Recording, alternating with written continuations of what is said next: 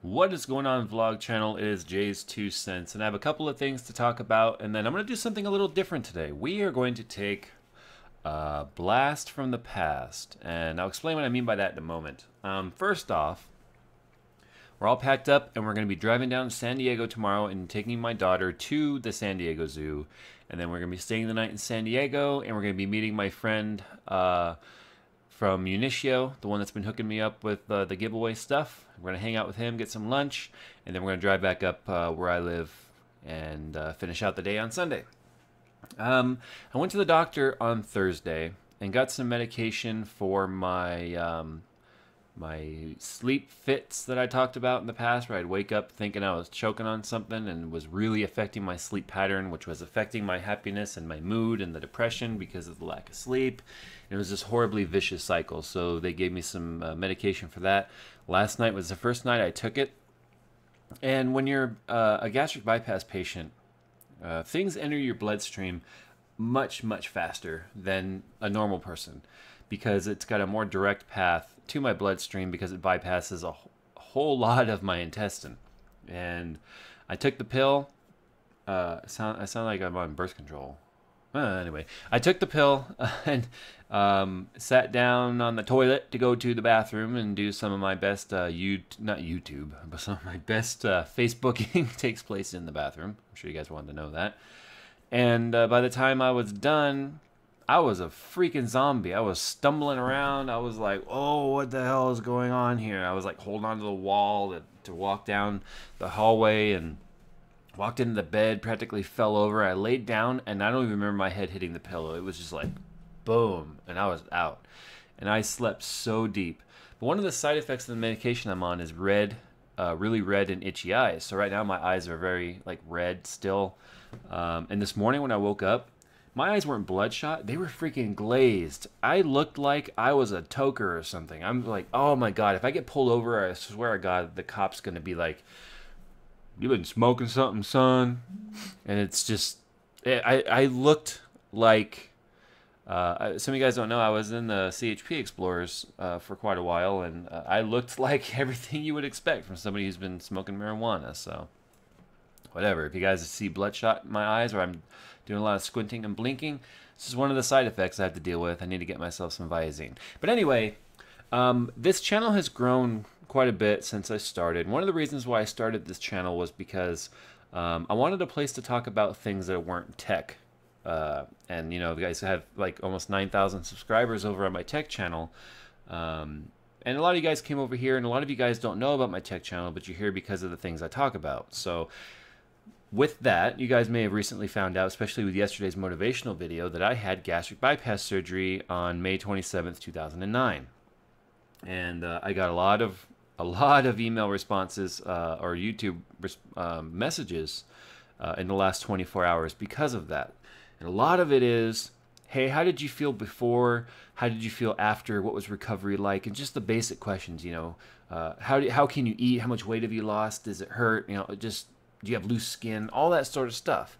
And so what a lot of you guys probably don't realize is that I kept a journal about that. Weren't an awful lot of entries, but I'm gonna read from you guys for the next few weeks, I'll say, because I don't want to do this in like every day, because I know a lot of you guys don't care as much about the weight loss as just other stuff. So I'm gonna try and break it up a little bit. But today I'm gonna read you from a vlog I did on, it says May 30th, 2009, which doesn't make sense because that would be 3 days after. Oh, wait, actually, this apparently did take place 3 days after. Okay, well, May 31st, 2009. It's a little bit out of order. It was an online journal thing here. So I think what I'm going to read you guys here is... I don't think I want to read this vlog. I want to read you guys May 31st, the next day. It's called Post-Op Update, and it was 4 days after my surgery. So it's when things were very, very fresh in my head. And hopefully this doesn't take too long to read. I don't want this to be a long vlog because I got to get to bed. I got to get up early, 5:45 in the morning, and start driving down to San Diego. Anyway, post-op update, May 31st, 2009. We're approaching 4 years ago. I said I will keep my journal here of my progress and also how I feel regarding my surgery since I get people asking me questions. Ironic, right? This will give me a place to point to people without having to answer the same questions a million times. So here we are, May 31st, 2009. My surgery was on May 27th, and I'm already seeing some absolutely amazing results. For shits and giggles, I decided to go to the closet and see what I had of old clothes that I had unfortunately outgrown and see how close I was to fitting in them again. And I'll get back to that later. As a little background, I had lost 20 pounds in prep for my surgery and did that over the course of a couple of weeks using the zero-starch, high-protein diet. Hey, look at that. I went back to that, didn't I? So some of these results are from before the surgery, but I have no doubt that a lot of this is from my post-op progress. I was a size 62 waist at my largest. Yes, gasp, in awe. But I was 494 pounds and a 62 men when I enrolled in the Kaiser program. I had to do something because I knew if I had hit that 500-pound mark, I was just shy of that, it probably would have had some not-so-healthy implications on my mental state. On top of my deteriorating physical state, everything hurt. Knees, hips, thighs, chest, etc. So fast forward 6 months to February 18th, 2009. My graduation from the Kaiser Bariatric Education classes, and we were required to weigh ourselves every week. I saw my weight go up and down roughly 5 pounds from week to week, but I didn't really work hard at losing weight. I figured, I'll lose weight when the time gets closer. And I left the class at about 475 pounds. I really hadn't made any life changes, and I wasn't taking the future as seriously as I should. So in early March, I get a call from the surgeon's office wanting to schedule my consultation, which was scheduled for March 17th, 2009. Dr. Suh, who is my doctor, Dr. Suh meets with me and tells me that he would like me to lose 10 to 15 pounds before surgery since I was so far above 400 pounds it complicates things more, especially at my size. Sure, I said, but once again I left his office and put it in the back of my mind. A couple of weeks later I get a call again from his office and they say to me, Mr. and my last name, I'm calling with your surgery date. Oh crap, this is really going to happen. So I take down the information and it's May 27th, 2009, only 10 days later. Sweet. Actually, it was 1 month later, sorry. Sweet, that gives me another month and a half to lose 15 pounds. That's easy. Next thing I know, it's the beginning of May, and I haven't done anything to prepare for my surgery. No dieting, no reducing intake, nothing. And by now, my friend Robert, who I had met through the Kaiser classes, had already had his surgery, and I was afraid that if I didn't lose my weight, that I wouldn't get mine due to lack of commitment. After talking to Robert, he told me that he lost 7 pounds just from following the no-starch diet. So what the heck, I'll give it a shot. I stopped fast food cold turkey. I cut out sodas, sugars, starches, and which is hard to do because everything has starch in it. On top of all that, I took a step further and went on a high-protein drink meal replacement program I set up myself. I would have a double scoop muscle milk shake for breakfast. It was the sugar-free kind, by the way. For breakfast and lunch, and then chicken and veggies for dinner. I also started swimming every single day. I started out doing 20 laps, and after 2 weeks, I had graduated to 40 laps in the pool.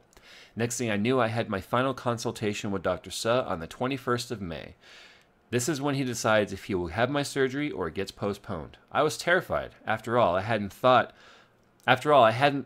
lost the weight, I'd only have myself to blame. Before I stepped on the scale, my wife noticed that the file the nurse was holding had a sticky note on it that said, quote, denied if not below 462 pounds. My palms were sweaty, my heart was racing, my knees were trembling, and I stepped on their digital BMI scale, which they assured me was the most accurate scale available in their office. And the numbers started scrolling, 390, 410, 421, 436, 441, 449, 451, 52, 53, 54, 55, 56, 56, 56. Holy shit, I made it. I couldn't believe it. From nearly 480 pounds to 456 in just over 2 weeks. And at this point, I was pumped. I was so excited I could hardly contain myself. The scale was in the same room as the new patients that have to watch a video about gastric bypass, and they heard me say, yes, I'm down 20 pounds. They smiled, and I could see that they were excited about the prospect of that being them very soon. After all, I hadn't even had my surgery yet. This is just my pre-surgery consultation. So I had my consultation, and the date was set in stone, May 27th, 2009. Now here we are, May 31st, 2009, and I decided to play dress-up in my closet. My sizes before surgery were 62-inch waists and a 5XL tall shirt. I had many old clothes in the closet, so I had many different cuts and sizes to try on. Much to my amazement, a pair of 54 waist jeans in the closet, and they fit. That's right, guys, from a 62 to a 54, 4 days after surgery. I dropped weight really fast.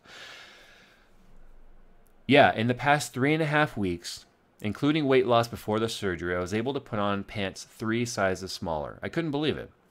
I was also able to fit a 3X shirt, and sure, it was a little tight, but I got it on. My old 4X shirts are now fitting, and I can imagine that the next week or two, those will probably be falling off me as well. Anyway, this is my rambling for now. Maybe tomorrow I'll get online and touch a little with my side effects and overall physical changes and tolerances post-surgery. That is where I am. I'm still a little unsure on what to comment since this is all still new. Till then, ciao. So there it is, guys. I'm going to go ahead and just let some of these journal entries, some were public, some were private. Who would have thought 4 years later I'd be talking to an audience as big as I am right now about this stuff? Because I want to educate you guys. I want to help you guys make the best decision for you. And this I mentioned in a previous blog down here, because I reread all these today. This isn't for everybody. It's not for everybody. It takes probably more commitment to have bariatric surgery than it does for you to stick to a diet. Because on this one here, if you don't stick to it, you can hurt yourself, even physically. So guys, I'm going to get on out of here. We're heading to the zoo tomorrow. Expect tomorrow, I'm going to try and do an upload from the hotel. Expect it to be a zoo vlog. Get to go and see my ancestors. You know, a lot of the those guys, you know, but I don't have a silverback. Anyway, I'm going to get on out of here. I'll see you guys tomorrow. Thanks for watching. Any questions, you know what to do. See you tomorrow.